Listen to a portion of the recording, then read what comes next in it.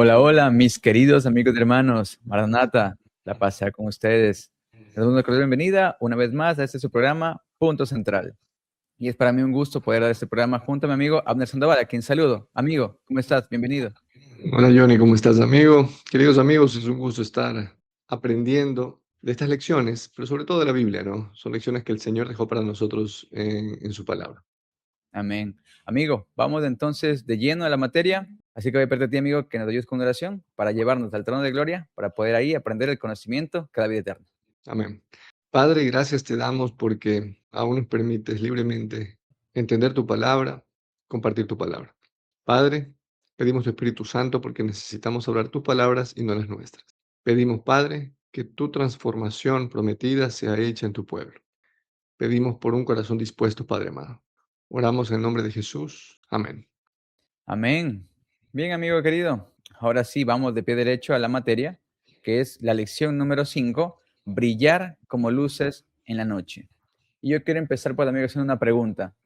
¿En qué momento una estrella brilla con mayor intensidad? ¿En qué momento de la noche? Cuando la oscuridad está más fuerte, más intensa. Y eso es justamente en el meridiano de la noche, que sería medianoche, el punto más álgido, es justamente donde el sol está del otro lado. Ahí en ese punto donde la luz brilla más fuerte. Este pensamiento es muy importante, amigo, porque estamos tan cerca de que llegue la medianoche y hoy más que nunca tenemos que brillar, brillar como luces en la noche. Yo quiero aquí compartirte, amigo, Isaías 60. Isaías 60 es muy claro, brother. Me encanta este versículo, porque aquí el profeta te dice, levántate, resplandece, porque ha venido tu luz y la gloria de Jehová ha nacido sobre ti. Porque he aquí que tinieblas cubrirán la tierra y oscuridad las naciones, mas sobre ti amanecerá Jehová y sobre ti será vista su gloria. Mira, aquí está la imagen de la luna. Y nosotros somos como una luna, amigo. Somos fríos, oscuros, que solamente tenemos que brillar y reflejar, mejor dicho, la luz del sol de justicia, que es Cristo. Así que se aplica para con nosotros. En este tiempo de oscuridad tenemos que ser así como la luna, reflejar la luz del sol, porque aquí se nos llama a que tenemos que resplandecer, levantarnos. La luz ha venido a este mundo, la cual es Cristo, la gloria de Jehová ahora ha nacido sobre nosotros. Cristo en nosotros, nuestra esperanza de gloria. Siempre hemos hablado de esto. Juan 8:12, Jesús dijo, yo soy la luz del mundo. Pero en Mateo 5:14, el Señor Jesús también nos dice, vosotros sois la luz del mundo. Él es la luz. Nosotros reflejamos la luz. Es un pensamiento, amigo, hermoso. Así es. La verdad me gustó mucho la imagen de la luna, ¿no? La luna no tiene luz propia, la luna es oscura y Ujú. fría. Entonces refleja bastante bien a lo que se refiere, porque nos podemos confundir con una lámpara que tiene pilas propias. Hoy nosotros entendemos una linterna como algo que está alimentado desde adentro.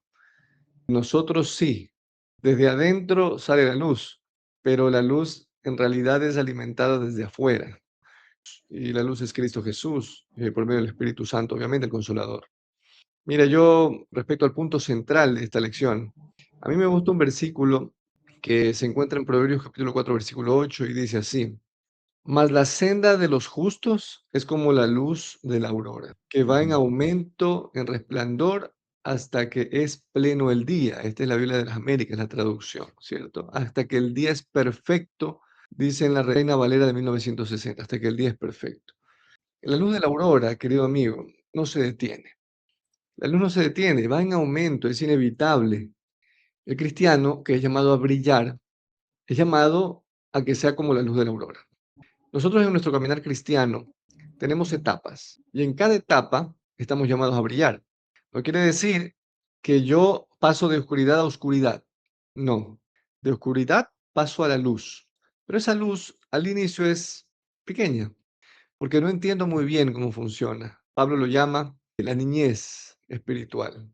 Él hace una analogía en Corintios, a la carta de los Corintios, hace una analogía y dice, bueno, nosotros estamos tomando la leche espiritual, ¿cierto? Somos bebés espirituales, pero luego tenemos que seguir avanzando. Y lanza como un enojo, ¿no? Ya no podemos seguir tomando leche, tenemos que comer alimento sólido. ¿Por qué? Porque si te detienes, quiere decir que ya no tienes la luz. Muchas veces decimos, ¿cuántos años llevas en la iglesia? 20 años, sigo en mi proceso. Mira, si en 20 años no hemos vencido una mala conducta, quiere decir que no estamos en el proceso. Por más que estemos en la iglesia, no estamos como la luz de la aurora, porque nos hemos detenido y la luz de la aurora no se detiene. ¿En qué etapa estamos, Johnny? Estamos en la etapa de aquel árbol frondoso, aquella higuera que no tenía higos, que cuando el Señor se acercó con los discípulos, les dijo, miren, esta higuera de lejos parecía que tiene frutos, pero no tiene, está muy frondosa, pero no tiene frutos, así que maldigo la higuera. Al otro día, ¿qué pasó? Estaba seca. El cristiano, en su caminar cristiano, sí o sí va a dar frutos, sí o sí va a vencer aquellas debilidades con las cuales inició cuando conoció a Cristo. Yo no puedo decir, soy de mal carácter cuando conocí a Cristo y después de 5 o 10 años sigo siendo de mal carácter, porque eso quiere decir que no lo conocí. Y eso quiere decir que ¿a dónde voy yo, amigo? A la hoguera. Es interesante. Ahora, este brillo cristiano, esta luz cristiana que es Cristo Jesús en nosotros, se va a reflejar más, obviamente, cuando la oscuridad está más intensa.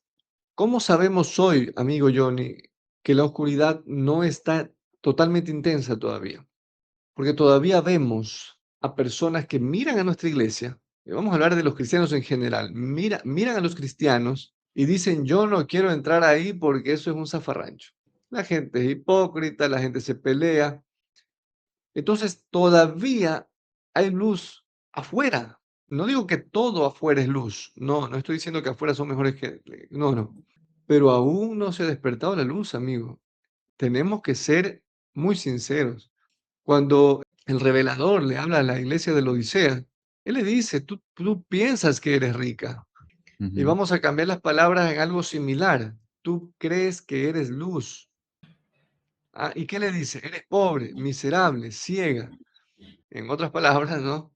Tú eres oscuridad, tinieblas. Está mezclado ahí, no hay claridad todavía. Yo te recomiendo que compres oro, que compres, ¿te acuerdas? Los vestidos, que te vistas con vestiduras ujú. blancas y que te unjas con colirio. Y ese es el llamado hoy. Sí, queridos hermanos, nosotros estamos llamados a ser luz, pero si hoy no hay luz, no pensemos que estamos bien y que algún momento va a venir la luz. Ese es un llamado fuerte, amigo Johnny, y lo hace Jesús, no lo hacemos nosotros. Yo ya expliqué cómo los discípulos se asustaron, ¿te acuerdas? Y se Ujú. preguntaban, ¿cómo es posible que esta higuera se haya secado? ¿Cuál es el poder de este hombre? Ellos no entendían, otros sí entendieron. Así como nosotros, amigos, si no estamos avanzando como la luz de la aurora, amigo, quiere decir que no hemos empezado siquiera. Tenemos que comenzar y el llamado es hoy. Hoy es el día de tu salvación. Hoy es el día de comenzar. Por más que estemos 20 años, hoy puede ser nuestro comienzo, porque la iglesia necesita ya dejar la supuesta riqueza que tiene y necesitamos cada uno comprar oro refinado, vestirnos con esas vestiduras de justicia, amigo, y dejar que el Señor haga su obra ahora sí, y que nosotros como pueblo brillemos y que el mundo sea iluminado con la gloria. Porque, amigo, vamos a ser perseguidos no por malos. ¿Por qué perseguían a los valdenses? ¿Por qué perseguían a los discípulos? Por predicar a Cristo. Pero nunca los persiguieron por hipócritas, nunca los persiguieron porque ellos predicaban una cosa en el púlpito y hacían otra cosa afuera. No, nunca los persiguieron por eso, amigo. Nunca los persiguieron por malversación de fondos. Los persiguieron por predicar al Señor. Queridos hermanos, el llamado es hoy, a que nosotros iniciemos. Es un llamado para mí, amigo. Estoy yo reflejando, estoy en un camino. ¿Cómo estoy hoy respecto al año pasado? ¿Ha parado? Las misericordias de Dios se renuevan cada día. No es que ya la misericordia de antes de ayer me sirve hoy. El Señor la renueva y yo me pongo a disposición. Si yo cerré mi corazón, tengo que abrirlo de nuevo. Ese es el llamado, querido amigo. El mundo no persigue a los suyos, amigo. El mundo Para, no persigue a los suyos. para nada. El mundo está lleno de oscuridad y Cristo es la luz. Eso lo deja clarísimo el Evangelio de Juan, donde recuerdas, ¿no? En él estaba la vida y la vida era la luz de los hombres. Y en Juan 3, cuando habla Jesús con Nicodemo, le menciona que aquí está la condenación. que los hombres prefirieron la oscuridad antes que la luz. Entonces, la luz es muy importante. El conocimiento de Cristo es una luz que va en aumento, porque es un punto que siempre hemos hablado. Y es lo que tú citaste Proverbios. Como La es el luz del de la texto. aurora. La luz es así, amigo, va en aumento, siempre va en aumento. Así que necesitamos depender más de Cristo, estar más cerca de Cristo. Y tú lo dijiste, es un llamado para nosotros, porque tenemos que brillar, es la orden de Jesús, brillar como luces en la oscuridad, como luces en este mundo que está lleno de tinieblas, lleno de cosas malas. Pero, brother, como lo hemos dicho, nosotros no podemos brillar por nosotros. No hay luz en nosotros. La luz Correcto. está en Cristo. Y necesitamos que Cristo viva en nosotros para poder brillar. Y es importante, amigo, es importante porque Pablo tiene claro este pensamiento, porque para él llegar al punto de decirte que tenemos que ser luz, él empieza diciendo, por tanto, amados míos, como siempre he obedecido, no como en mi presencia solamente, sino mucho más ahora en mi ausencia, ocupaos en vuestra salvación con temor y temblor. Este, por tanto, es una secuencia, consecución de lo que él ya mencionó en los primeros versículos del capítulo 2, donde era un llamado de que tenemos que mirar a Cristo para despojarnos, para humillarnos, para no creernos nosotros más, sino considerar a los demás como superiores y, así como Cristo, dejar todo, tener la mente de Cristo, de despojarse de todo para venir a servir. Pero el punto aquí está, ocupaos en vuestra salvación con temor y temblor. Para entender a qué se refiere él lo va a clarificar y explicarlo el siguiente versículo. Porque Dios. Ese porque es una explicación a lo que dije antes. Si yo dije ocupaos en vuestra salvación con temor y temblor, ahora sí, porque la explicación, porque Dios es quien produce en vosotros el querer como el hacer. En otras palabras, amigos, el creyente debe ocuparse de su salvación con temor, sabiendo, creyendo que es Dios el que obra, que es Dios el que produce el querer como el hacer por su buena voluntad. Y es interesante, Es amigo, un aquí llamado, solamente amigo. déjame decir algo, ¿no? Cuando los israelitas estaban en el desierto, la salvación por la picadura de las serpientes no venía de ellos, era un milagro, absolutamente un milagro. Sin embargo, levantar la cabeza sí era un acto de ellos. La salvación venía de aquel monumento que en realidad era un monumento representativo de Cristo. Pero levantar la cabeza a ver aquel monumento era de ellos. Y Pablo se refiere a eso. Nosotros, cuando vemos a Cristo, entonces podemos saber si hay algo malo dentro de nosotros. Antes no. Por más que vayamos a un psicólogo, por más que vayamos a un psiquiatra, a cualquier lado, por más que leamos libros de motivación, la única manera de saber si estamos bien o estamos mal es mirando a Cristo y levantar la vista. Cristo nos motiva, como Moisés motivó al pueblo. Moisés le dijo al pueblo, levanten la cabeza.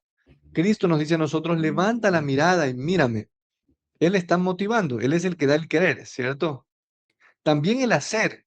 ¿Por qué? Porque aquellos israelitas que confiaron en esas palabras tuvieron la bendición de la sanidad, pero la voluntad humana no es obligada por el Señor. Y es en Okay. ese momento, el Señor nos da el querer, el Señor nos da la capacidad para hacer, pero nosotros tenemos que mover la cabeza, amigo. Levantar nuestra vista a ver al Señor es lo que nos va a permitir saber. Ese es ocuparse de la salvación. Ocuparse de la salvación es regresar a ver a Cristo todos los días y ver y decir, no, yo estoy bien. Yo no, a mí no me hace falta de nada. Así vamos a decir algunos. Y otros dirán, no, mi justicia es trampas de inmundicia. Te necesito, Señor. Ayuda mi incredulidad. Y entonces el Señor, que ya nos dijo cuál va a ser el resultado final, ¿cierto? Va a ser la justicia como la luz de la aurora que va en aumento hasta cuando el día es perfecto. Entonces el Señor va a cumplir. Y es que, amigo, Dios hace la invitación, pero depende de mí el aceptarlo o el rechazarlo. Siempre hemos hablado, amigo, la ley de la atracción. Cristo nos atrae, pero de nosotros depende el rendirnos ante la atracción o el resistirse a la atracción. Cada quien tiene aquí, pues, que decidir y cada quien tiene libre albedrío. Y tú mencionaste del yo, porque el yo es lo que nos separa de Cristo. El yo pienso, el yo quiero, el yo puedo. Entonces, cuando aquí el apóstol Pablo está diciendo que tenemos que ocuparnos de la salvación con temor y temblor, ¿el temor a qué? Pues es el temor a uno mismo. Aquí es un llamado a la desconfianza de uno mismo, el llamado a renunciar a uno mismo, a rendirse y a morir a diario, a morir en cada instante, porque no soy yo el que hace la salvación, es Cristo. Cristo es quien obra la salvación. Cristo es quien produce el querer como el hacer por su buena voluntad. Es Él, no soy yo. Ciertamente hay una parte de nosotros que tiene que ser la rendición, el rendirse ante la atracción. ¿Por qué? Porque si creo que depende de mí, ¿te acuerdas, amigo, que dice el que piensa estar firme, mire que no caiga? No soy yo, porque separado de Él, nada puedo hacer. Nada más. Sin Cristo, nada puedo hacer. Él es quien hace la obra. Así que cuando yo reconozco que yo soy débil, que mi necesidad urgente es Cristo, solamente Cristo, entonces allí yo estoy listo para que Él complete la obra que Él mismo inició. Porque Él le inició al llamarnos. Él lo inició con su Espíritu Santo tocando la puerta del corazón y llamarnos para ver lo malo que estamos haciendo. Y si lo dejamos de entrar, si reconocemos que somos débiles, nos arrepentimos y le permitimos de entrar, Él completa la obra. Y eso es exactamente lo que dice el apóstol Pablo en 2 Corintios 12, versículo 9. ¿Te acuerdas? Cuando Pablo le estaba diciendo que le pidió a Cristo que le quite el aguijón en la carne. Y la respuesta de él fue, Pásate mi gracia, claro.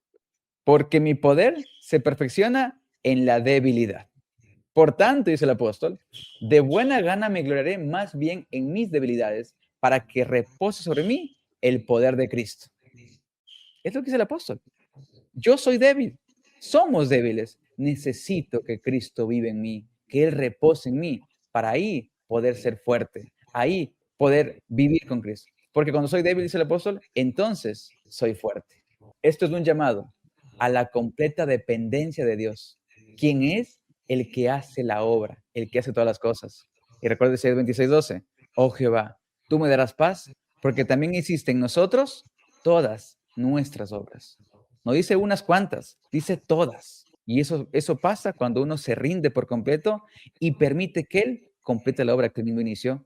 Y eso, amigo, también yo lo encuentro en Efesios 2, del 8 al 10, que es importantísimo, porque en Efesios 2, del 8 al 10, muy conocido, nos dice que por gracia somos salvos, no por obras.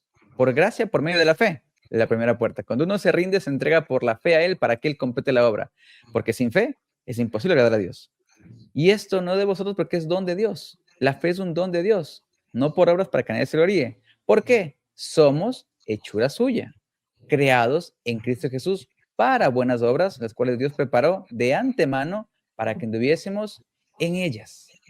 Somos criaturas de Él, creaciones de Él. Él prepara estas obras de antemano. Es Él quien obra, el querer como el hacer, para hacer estas obras en nosotros y a través de nosotros. Y esta idea, la hermana Juárez la refuerza. Maravillosa gracia de Dios, del 13 de abril, titulada Que podamos ser vencedores. Y dice aquí, para hacer nuestra la gracia de Dios, que es gratuita, debemos desempeñar nuestra parte. Y aquí está, ¿cuál es nuestra parte?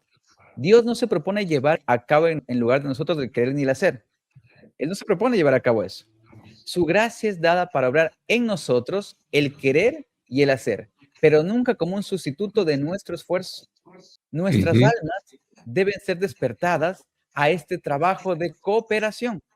El Espíritu Santo obra en nosotros para que podamos obrar nuestra propia salvación.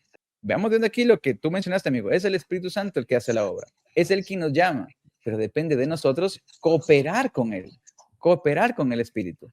Es que amigos, si es que no funciona de esa manera, no existe libertad. El Señor vino y nos hizo libres. Él nos dio la capacidad.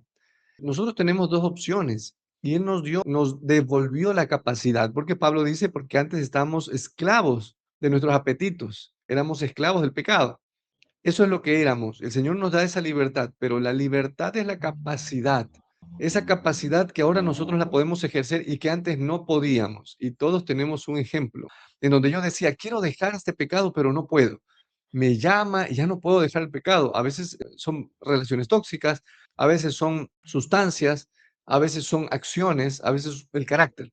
No puedo dejar de hacer esto. Estoy esclavo, porque no puedes. Pero el Señor te da la libertad, el Señor te devuelve la libertad. Eso no quiere decir que te haces esclavo de Él. Eso quiere decir, amigo, que ahora yo me hago siervo. No quiere decir que yo puedo estar en neutro toda la vida. Algunos piensan que así funciona la vida, pero no es así, amigo. ¿Y dónde nosotros vemos eso? Nosotros vemos en el Antiguo Testamento, cuando los esclavos recibían la libertad cada 50 años o cada 7 años, y el esclavo podía volver a su terreno o podía quedarse como siervo de aquella persona que había servido por 7 años. Esa era la ley. Y esa persona lo recibía y le hacía un agujero en la oreja. Es interesante, porque nosotros no tenemos opción de estar en neutro, amigo. El Señor nos libera, nos hace libres, ahora tenemos la capacidad y por voluntad propia o nos sometemos a Cristo como siervos o nosotros volvemos y ahora no viene uno, sino 7 demonios habitan en esta casa. Eso lo dijo Jesús. Cuando la casa está vacía, no queda vacía. 7 demonios vienen ahora, porque está limpia. En ese momento, amigo, que es el momento del despertar, cuando conocemos a Cristo, decimos, wow, yo quiero seguir a Cristo y voy con todo y me decido. Esa es la cooperación. Es interesante, amigo, que entendamos esto. Es muy importante porque muchas veces creemos que estamos en neutro. Creemos que podemos estar en la mitad, decidiendo para acá y decidiendo para acá. Si estamos sometidos por un pecado, amigo, no estamos con Cristo. Esa es la verdad. Sacerdotes, siendo sacerdotes, crucificaron a Cristo, amigo. Se sabían de memoria las escrituras. Estaban esclavos del orgullo y del egoísmo. Y nosotros, aún dentro de la iglesia, vamos a decirlo así, y nosotros, Dios nos dio la libertad, pero para escoger. Y el Señor dice, yo los llamo hermanos, pero nosotros somos siervos de Dios, amigo.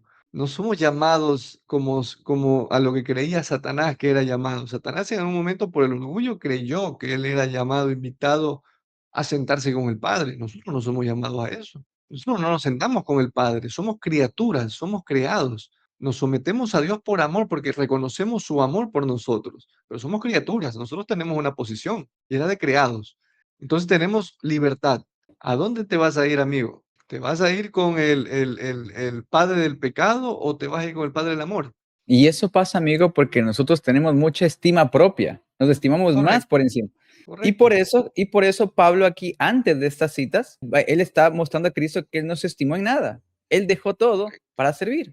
Así que hace el llamado de que también nosotros hay el mismo sentir, de misma mente, que hubo también en Cristo. Claro. Así Somos que siervos, amigo. con este pensamiento, amigo, con este pensamiento, el apóstol Pablo nos está llamando a no ser autosuficientes, a no creernos buenos por nosotros, sino a despojarnos de ese pensamiento, despojarnos del yo, matar al yo, desconfianza propia de nosotros para confiar únicamente en Cristo, depender solamente de Él. Por eso, la hermana White, en el libro Palabras del Gran Maestro, capítulo 13, la página 152, por cierto, la hermana White va a decir lo siguiente: la oración del publicano fue oída porque mostraba una dependencia que se esforzaba por asirse del omnipotente. El yo no era sino vergüenza para el publicano. Así también debe ser para todos los que buscan a Dios. Por fe, otra vez aquí la hermana White menciona, por fe, la fe es lo que abre el camino. Sin fe es imposible agradar a Dios. La fe que renuncia a toda confianza propia. Esa fe que es un don de Dios, que produce esa rendición en nosotros, rendición al yo, rendición a toda confianza propia, la necesitamos. Dice aquí que por la fe, el necesitado suplicante ha de aferrarse del poder infinito. Ninguna ceremonia exterior puede reemplazar a la fe sencilla y a la entera renuncia al yo, pero ningún hombre puede despojarse del yo por sí mismo. Solo podemos consentir que Cristo haga esta obra. Entonces, el lenguaje del alma será: Señor, toma mi corazón porque yo no puedo dártelo. Es tuyo. Manténlo puro porque yo no puedo dártelo. Dice, no solo al comienzo de la vida cristiana ha de hacerse esta renuncia al yo, sino que ha de renovarse a cada paso que se dé hacia el cielo. Todas nuestras buenas obras dependen de un poder que está fuera de nosotros. Separados de él, nada podemos hacer. Únicamente podemos caminar con seguridad mediante una constante renuncia al yo y dependencia de Cristo. Y sigue diciendo el hermano White, en cada paso que demos en la vida cristiana se ahondará nuestro arrepentimiento. Entonces nuestros labios no se verán en glorificación propia. Sabremos que únicamente nuestra la convención del apóstol. Yo sé que en mi carne, no muere el bien. Lejos de mí gloriarme, sino en la cruz de nuestro Señor Jesucristo, por el cual el mundo me ha crucificado a mí y yo al mundo. En cada paso que demos en la vida cristiana se ahondará nuestro arrepentimiento. Con el arrepentimiento se da la orden: ocupaos en vuestra salvación con temor y temblor. porque Dios es el que en vosotros produce porque Dios es el que en vosotros obra, si el querer como el hacer, por su buena voluntad. Temed que vuestra voluntad no sea mantenida sujeta a la de Cristo. Y atención, porque aquí el hermano White va a explicarnos lo que significa ese temor. ¿Cómo es que podemos ocuparnos de nuestra salvación con temor y temblor? Ella dice, temed que vuestra voluntad no sea mantenida sujeta a la de Cristo, que vuestros rasgos de carácter hereditarios y cultivados rijan vuestra vida. Temed que el yo se interponga entre vuestra alma y el gran artífice. Temed que la voluntad propia malogre el elevado propósito que Dios desea alcanzar mediante vosotros. Temed confiar en vuestra propia fuerza. Temed retener vuestra mano de la mano de Cristo e intentar recorrer el camino de la vida sin su presencia constante. Amigo, la hermana White más adelante va a decir también que ese amor propio y esa estima propia nos separan de Cristo. Eso no es bueno. Ese no es el pensamiento de Cristo, no es el pensamiento de Dios. Es un pensamiento que nació en el enemigo, que no tiene que estar en nosotros. Entonces, una vez que hayamos aprendido esta lección, que estemos dispuestos a renunciar a todo, temer a la confianza propia, temer a la autosuficiencia y empezar a depender únicamente de Cristo por la fe en Él, entonces en ese punto es donde podemos llegar a lo que dice Filipenses 2, 14 y 15, donde nos habla de ser luminares, ser luz para el mundo entero. Porque aquí nos dice, haced todo sin murmuraciones y contiendas. Pregunta, amigo, ¿cómo pueden haber murmuraciones y contiendas en una persona que se despojó a sí misma? No hay, Ajá. no pueden haber. Pero en cambio, la persona que está con el yo, que no se ha despojado, esa persona va a murmurar, va a criticar, va a estar haciendo contiendas, como el pueblo de Israel, ¿te acuerdas? En el desierto, murmurando, porque no había confianza, no había fe, desconfiaban de Dios. Pero ahora, como estamos despojados de esa autosuficiencia, despojados de la confianza propia y confiamos únicamente en Él, ahora ya no hay murmuración, ya no hay contiendas. Para que seáis, dice el texto, irreprensibles y sencillos, hijos de Dios, sin mancha en medio de una generación maligna y perversa. Este irreprensible, amigo, a mí me recuerda lo que dice tanto en Efesios como en Apocalipsis, sin mancha. ¿Recuerda Apocalipsis 14:5? Hablando de los 144,000, dice, no fallada mentira en sus bocas, pues son sin mancha delante del trono de Dios. Irreprensibles, no hay mancha en ellos. ¿Por qué? Porque han reflejado al 100% a Cristo. Ya no viven ellos solos. Ahora Cristo vive en ellos. En ellos está la gloria de Dios. Ellos, como dice Isaías 60, han despertado, se han levantado, ya han brillado. Ahora la gloria de Dios está sobre ellos, porque Cristo vive en ellos. Entonces, ahora que estamos despojados de eso, ahora sí podemos ser luminares. No porque seamos luz nosotros, sino porque la luz del mundo, Cristo Jesús, vive en nosotros totalmente. Amigo, solamente menciona respecto a esto, ¿no? Porque esto es importante. Las filosofías, muchas filosofías se han metido en nuestra mente y llegamos a pensar que la gente me tiene que aceptar como soy y tiene que amarme como soy y más o menos le estoy obligando al mundo a todos a que me amen, ¿cierto? Como yo quiero que me amen. ¿Está bien amar? Claro que sí. Dios nos ama como somos, amén. Amén. Pero también Dios nos ama para transformarnos. Parte de Ujú. su amor es que nos motiva para transformarnos, porque el pecado fue el problema por el cual estamos mal, por el cual tuvo que venir a morir el Señor. Entonces, creer, querido amigo, que yo estoy mal, pero como hago cosas buenas, entonces la gente no me entiende y la gente es criticona. Querido amigo, nosotros somos llamados a ser cristianos, como Cristo. A Jesús, querido amigo, si alguien lo persiguiera por hacer el bien, si alguien lo persiguiera por bueno, recordemos esto. Y claro, en algún momento sus actitudes generaron cierta confusión, pero el Señor tenía un mensaje y el Señor tenía las razones del cumplimiento de lo que hacía. Si nosotros nos apegamos a la Biblia, vamos a ser acusados, obviamente, pero nadie va a tener razón de acusación. No sé si me voy a entender.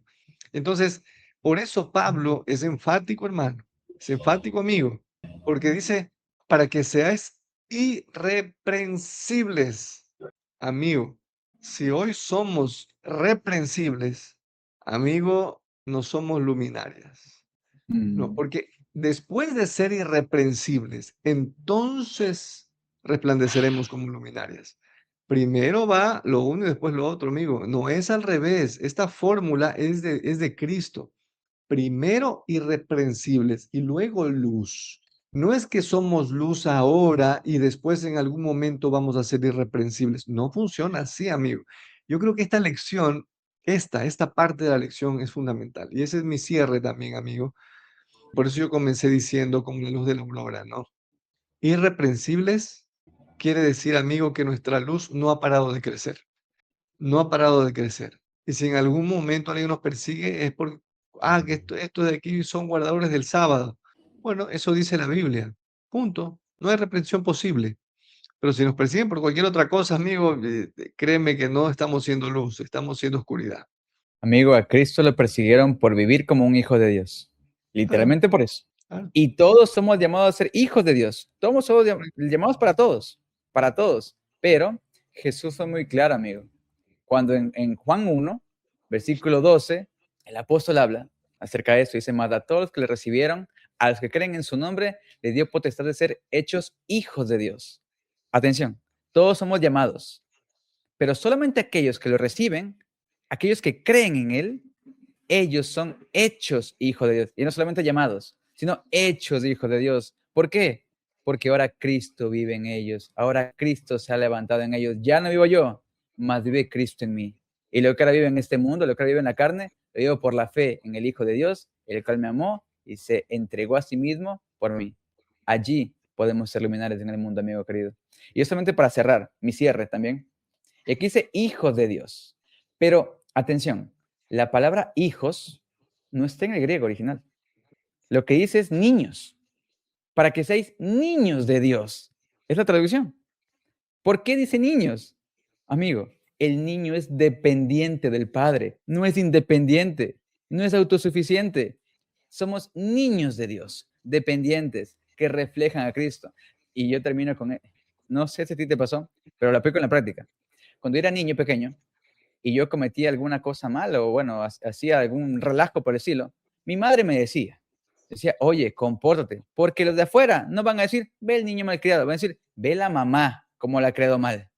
O sea, somos un reflejo de él, no es nuestra reputación, es la reputación de él, del Padre, aquel que nos lleva a ser hijos. Entonces, cuando nos despojamos de nosotros, cuando llegamos a aceptar a Cristo, a entregarnos a Él, que Él vive en nosotros, ahora sí actuamos como hijos de Dios. Y ahora el mundo va a ver a Cristo en nosotros. Y pues, amigo, esa es la mejor forma de vindicar su carácter al mundo entero, para que el mundo entero pueda conocer que Él es justo, que Él es el bueno y que Él puede transformarnos de hombres pecadores y amadores de sí mismos a siervos de Dios, que aman a otros por encima de sí mismos. Es la obra del Evangelio, amigo querido. Ese también son mis puntos Amén. finales. Y, amigo, para terminar, para que nos dirijas en oración, amigo, para cerrar con broche de oro. Gracias. Padre Santo, gracias porque tú nos dejaste tu palabra tan clara. Gracias por la obra que estás haciendo en tu pueblo. Gracias porque estás despertando estas verdades. Nos estás haciendo recordar, Padre amado, que tú ya nos diste la salvación. Tú ya hiciste provisión de tu Espíritu Santo. Pero que nuestros corazones duros se han olvidado de reclamarlo, Padre amado. Nuestros corazones duros sobre todo te han rechazado. Nos hemos ido atrás de las cosas del mundo. Oramos, Padre, para que tú renueves nuestra fe, hagas tu obra en nosotros y de esa manera, Padre, nosotros podamos continuar brillando. Oramos en el nombre de Jesús. Amén. Amén. Bien, amigo, te agradezco por tu compañía. De verdad, a ustedes también, amigos queridos, gracias por estar aquí presentes. Los esperamos, pues, la próxima semana, Dios mediante, para poder continuar con este estudio que está hermoso, espectacular y va a seguir siendo como la luz del alba, amigo. Va a ir cada vez más y más y más luz, más hermoso. Así que, amigos, les invitamos a que se suscriban, le den like, compartan este video si es que les gustó. Los esperamos, Dios mediante, la próxima semana. Que Dios bendiga. Chao, chao. Chao, amigo. Maranatha, Cristo viene, falta